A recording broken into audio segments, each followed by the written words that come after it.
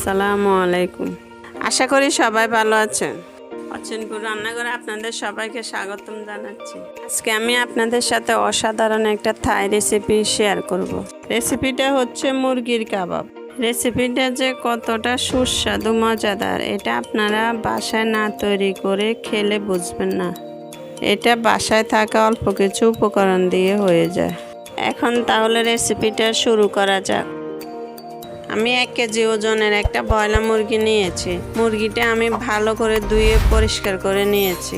এখন আমি এটা একটা ছুরির সাহায্যে একটু কেটে কেটে দিব, যেহেতু সব জায়গায় মশলা ঢুকে। ভালো করে লক্ষ্য করে কাটতে হবে, না হলে মুরগির ভিতরে মশলাটা ভালো করে ঢুকবে না। মুরগিটা কাটা হয়ে গেছে। এখন আমি মশলাগুলো দিয়ে দিব। দিয়ে দিচ্ছি 2 টেবিল চামচ কালো গোলমরিচের গুঁড়ো। গোলমরিচের গুঁড়াটা এখন আমি মুরগির 2 ফিটে ভালো করে মেখে নিব। কাটা অংশে গোলমরিচের গুঁড়াটা ভালোভাবে লাগাতে হবে। এখন আমি 2 টেবিল চামচ টমেটো সস দিয়ে আবারও ভালোভাবে মেখে নিব।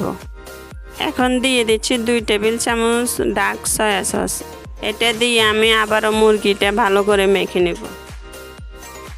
দিয়ে দিচ্ছি 2 টেবিল চামচ কাঁচামরিচ বাটা। আপনারা আপনাদের টেস্ট অনুযায়ী মরিচ বাড়িয়ে কমিয়েও দিতে পারেন। এটা দিয়েও আবার আমি মুরগিটা ভালোভাবে মেখে নিব। সবশেষে দিয়ে দিচ্ছি স্বাদ মতো লবণ। এখানে আমার 1/2 টেবিল চামচ লবণ লেগেছে। মুরগিটা রেডি হয়ে গেছে। এখন আমি এটা 10 মিনিটের জন্য একটা সাইডে রেখে দেব। চুলায় একটি কড়াই বসিয়ে আমি দিয়ে দিচ্ছি 2 টেবিল চামচ সরিষার তেল। আমি বড় একটা কলা পাতা কেটে নিয়েছি, নিয়ে ভালো করে ধুয়ে আমি মুছে নিয়েছি। এখন এটা আমি কড়াইয়ের মধ্যে দেব। কলা পাতাটা কিভাবে দিচ্ছি দেখে আপনারা বুঝে নেবেন। কলা পাতাটা দিয়ে আমি কলা পাতাটা মাঝখান থেকে একটু ছুরি দিয়ে কেটে দেব। কেটে মুরগিটা বসিয়ে দেব। কলা পাতাটা কেটে দেওয়ার কারণ তেলটা যেহেতু উপরে বেশি আসতে পারে, সেজন্য কেটে দেওয়া। আমি এখানে 4-5টা লেমন গ্রাস গোড়া থেকে ধুয়ে পরিষ্কার করে থেতো করে নিয়েছি। সেটাই আমি এখন মুরগির মধ্যে দিয়ে দিচ্ছি। থেতো করার কারণ হচ্ছে যেহেতু সুগন্ধটা ভালোভাবে ছড়াতে পারে। লেমন গ্রাসটা দেওয়া হয়ে গেছে। এখন আমি উপর দিয়ে কলা পাতা দিয়ে ঢাকনা দিয়ে রেখে দেব 1 ঘন্টার জন্য। ফিরে আসলাম 20 মিনিট পর।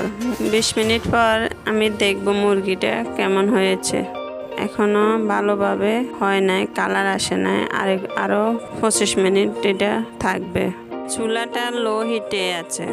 ফিরে আসলাম 40 মিনিট পর। এখন দেখব মুরগিটা কেমন হয়েছে। মুরগিটা হয়ে গেছে। মুরগিটা আমি যেভাবে দিয়েছি ওইভাবে ছিল, আমি কোনো রকম উল্টে পাল্টে দিইনি। আমি মুরগিটা নামিয়ে নিব। তৈরি হয়ে গেল আজকের রেসিপি মুরগির কাবাব। আপনারা দেখে বুঝতে পারছেন মুরগিটা কতটা লবণীয় হয়েছে। এটা দেখতে যেমন সুন্দর হয়েছে, খেতেও দারুণ সুস্বাদু মজাদার। অবশ্যই রেসিপিটা বাসায় ট্রাই করবেন। রেসিপিটি ভালো লাগলে অবশ্যই একটি লাইক দেবেন। এই ধরনের রেসিপি পাওয়ার জন্য আমার চ্যানেলটি সাবস্ক্রাইব করে রাখবেন। আজকের মতো এখানে বিদায় নিচ্ছি। সবাই ভালো থাকবেন। আল্লাহ হাফেজ।